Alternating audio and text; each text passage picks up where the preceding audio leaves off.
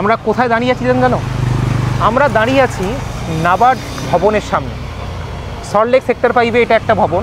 তাহলে আমরা এই শর্টসটা কেন বানাচ্ছি? আমরা শর্টসটা বানাচ্ছি এই কারণে, কারণ নাবার্ডের ভ্যাকান্সি বছরে কিন্তু প্রতি বছর নিয়ম করে হয়। আমাদের সঙ্গে আছে অঙ্কুর স্যার।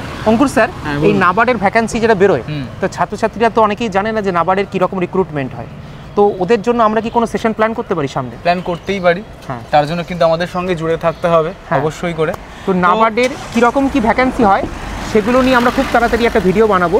আর স্যার, নাবার্ড তো যে কোনো ব্যাংকিং এক্সামের জন্য না, প্রত্যেকটা পরীক্ষার জন্য ইম্পর্টেন্ট। কম্পিটিটিভ এক্সামও কিন্তু এখান থেকে ফিনান্সিয়াল ইনস্টিটিউশনের পক্ষ থেকে আর গ্রুপ সি গ্রুপ ডির জন্য ইম্পর্টেন্ট হয়ে যাচ্ছে একদম। তো স্যার, আপনি ওদেরকে দুটো প্রশ্ন করুন এই নাবার্ড সম্পর্কে। আচ্ছা, নাবার্ড সম্পর্কে যদি বলে থাকি তাহলে নাবার্ডের যদি ফুল ফর্মের কথা আসে তাহলে সেটা হচ্ছে national bank for agricultural and rural development. Sir ঠিক আছে? স্যার কি ঠিক বলুন নামটা?